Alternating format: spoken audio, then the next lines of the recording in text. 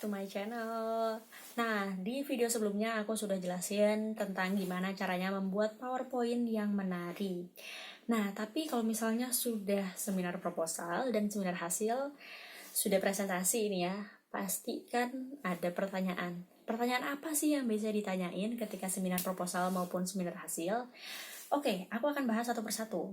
Yang pertama yaitu pertanyaan yang paling sering muncul di seminar proposal. Nah, perlu teman-teman tahu kalau seminar proposal itu pastinya membahas tentang metode. Apa yang nantinya akan digunakan saat penelitian. Karena itu, yang pertama ditanya adalah latar belakang dong. Seperti yang sudah disebutkan sebelumnya bahwa latar belakang adalah yang melandasi teman-teman mengambil penelitian tersebut. Maka dosen teman-teman akan bertanya, apa alasan mengambil judul penelitian ini? Alias, dosenmu menanyakan, apa sih latar belakangnya? Seberapa kuat datamu? Nah, kalau misalnya ditanya seperti ini, nggak usah panik dulu. Teman-teman bisa menjelaskan secara apa yang teman-teman tulis di paragraf latar belakang ya. Terus kalau misalnya butuh meminta data, teman-teman bisa langsung klik slide jawaban yang sudah disiapkan tadi, terus teman-teman tunjukkan nih. Lebih bagus kalau misalnya slide jawaban itu isi datanya ya, bukan dalam bentuk kata-kata gitu, bukan dalam bentuk angka-angka aja, tapi sudah teman-teman rapikan dalam bentuk tabel atau gambar. Kalau aku ya biasanya dalam bentuk gambar, misalnya kalau data secara apa ya, internasional atau data global ya. Jadi digambarkan negara-negaranya, terus setelah itu di situ dicantumkan berapa datanya, data di setiap negara. Habis itu di slide selanjutnya di situ ada data di Indonesia berapa dalam bentuk tabel maupun dalam bentuk gambar. Jadi slide jawaban ini sekalipun ya nggak ditampilkan di slide utama, teman-teman bisa tetap datanya itu diolah lah sebaik mungkin untuk nanti membantu teman-teman saat menjawab pertanyaan-pertanyaan seperti ini. Oke, sudah selamat dari slide dari jawaban pertanyaan yang pertama. Pertanyaan kedua yang akan ditanyakan yaitu seberapa baru penelitianmu atau keterbaruan penelitianmu apa? Atau kalau enggak, biasa ditanya novelty dari penelitianmu apa? Intinya ditanya, kamu ini beneran penelitian baru atau plagiasi diri yang dulu ya? Nah, ketika ditanya seperti ini, teman-teman bisa membuka slide jawaban lagi di penelitian terdahulu. Kalau penelitian terdahulunya sudah dimasukkan di slide utama, teman-teman silahkan buka. Nah, di situ kan teman-teman punya tabel, seperti yang saya sarankan di video tentang penulisan bab 2 yang benar. Nah, di situ kan saya menyarankan untuk menulis penelitian terdahulu dalam bentuk tabel. Nah, teman-teman bisa tunjukkan nih tabelnya. Nah, di tabel ini kan sudah ada penelitian terdahulu, termasuk di situ teman-teman bisa jelaskan gap penelitiannya apa. Makanya kenapa di vlog tersebut aku tuh bilang bahwa kalau misalnya buat tabel jangan dibiarin kosong setelah tabelnya. Di situ teman-teman perlu jelasin, misalnya gap penelitiannya apa, perbedaan penelitian teman-teman sama penelitian sebelumnya apa, sehingga literatur pendukung tersebut bukan jadi literatur yang teman-teman kopas persis, tapi penelitian terdahulu tersebut sebagai yang mendukung aja, tapi tetap ada perbedaannya dengan penelitian yang teman-teman lakukan sekarang. Oke, sudah menjawab pertanyaan kedua. Yang ketiga adalah metode penelitian. Biasanya dosen mau nanya, seberapa kuat sih metode penelitian ini? Kenapa? Terutama nih buat teman-teman yang penelitiannya baru. Pernah ada nggak sih penelitian sebelumnya menggunakan metode ini? Yakin nggak sih kalau metode ini diaplikasikan akan berhasil? Jangan sampai kalau penelitiannya udah jalan terus ternyata gagal semua gitu. Nah, teman-teman perlu mempersiapkan slide jawaban lagi. Nah, inilah pentingnya slide jawaban biar gak panik gitu. Nah, di slide jawaban teman-teman mungkin bisa menunjukkan dari riset beberapa penelitian terdahulu yang pernah pakai metode yang sama nih. Berapa persen sih kemungkinan keberhasilannya? Nah, kalau misalnya diaplikasikan ke misalnya penelitian yang teman-teman lakukan misalnya dengan sampel yang berbeda, kira-kira tetap akan berpengaruh apa enggak kayak gitu. Nah, itu semua sih yang sebenarnya akan ditanyakan. Kenapa? Sebenarnya dosenmu itu bukan mau membantai apa kayak gimana, cuma pengen tahu seberapa yakin sih kamu ini terhadap penelitianmu, seberapa bisa sih kamu itu nanti ketika penelitian di lapangan atau nanti penelitian di laboratorium. Jangan sampai ya udah nulis proposal aja tapi ternyata pas nanti terjun ke lapangan nggak bisa ngapa-ngapain. Karena banyak banget nih anak-anak yang udah sempro, selesai sempro itu nggak jadi penelitian, nggak lanjut penelitian. Kenapa? Karena ternyata pas di lapangan aplikasinya susah, atau kalau nggak ternyata nggak bisa diaplikasikan. Kondisi di lapangan itu jauh berbeda dengan apa yang ditulis di proposal. Nah, sebenarnya untuk mencegah hal-hal kayak gitu sih. Jadi kalau misalnya teman-teman sudah berhasil di proposal, ya seenggaknya udah setengah jalan untuk keberhasilan penelitian tersebut. Oke, untuk proposal segitu ya. Jadi sebenarnya proposal gak terlalu perlu ditakuti, karena sebenarnya di proposal ini untuk mengevaluasi tujuannya. Kalau misalnya ada yang salah-salah, teman-teman harus dengan hati terbuka menerima sarannya, karena lebih baik dikomentari di seminar proposal dibandingkan nanti dikomentari di seminar hasil.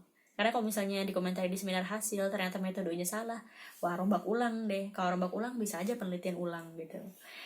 Oke, demikian untuk seminar proposal. Nah, apa aja sih yang ditanyain di seminar hasil? Oke, untuk seminar hasil, karena seminar ini bertujuan memang untuk menanyakan atau melaporkan hasil dari penelitian teman-teman, maka yang ditanyain adalah seputar hasilnya aja. Oke, jadi misalnya nih teman-teman udah menjelaskan datanya, oke, sudah nggak ada masalah datanya, oke, bagus semua, maka dosenmu akan bertanya, tetap aja akan ada yang ditanyain sih. Oh, kalau misalnya kayak gini, aplikasi implikasi hasil penelitiannya kayak gimana? Kan kalau misalnya untungnya adalah kalau teman-teman datanya bagus, maka pertanyaannya itu nggak bakal terlalu aneh-aneh. Ya, ditanya aplikasinya kemana, terus udah itu, ya pertanyaan-pertanyaan, ya nggak terlalu sulit. Cuma masalahnya adalah ketika hasil penelitiannya nggak bagus, terutama kalau teman-teman yang penelitiannya kuantitatif ya, yang memang di situ ada perlakuan, terus udah itu hasilnya ternyata nggak berpengaruh sebagaimana yang ada di hipotesis, maka dosenmu akan dengan senang hati bertanya, kok bisa hasilnya kayak gini? Pertama, itu yang akan ditanyakan. Nah, teman-teman di situ perlu menjawab, misalnya ada perbedaan kondisi di lapangan, atau ada permasalahan apa. Tapi yang pasti, ketika ditanya, jangan pernah menjawab, oh ini karena kelalaian peneliti. Kalau teman-teman menjawab itu, artinya sama aja bilang kalau teman-teman nggak oke lah penelitian itu. Maksudnya teman-teman nggak becus gitu loh melakukan penelitian, kok bisa gara-gara kelalaian kamu datanya jadi seperti ini. Oke, jangan sampai menjawab seperti itu. Jadi teman-teman perlu menjawab dengan literatur atau referensi. Misalnya sebagai contoh, kok hasilnya beda dengan di literatur? Nah, teman-teman bisa bilang, beda soalnya subjeknya beda, sampelnya beda, bahan baku beda, terus udah itu waktu penelitian beda. Ya, alasan-alasan yang logis dan masuk akal gitu. Jangan sampai menyalahkan diri sendiri. Oke ya, itu.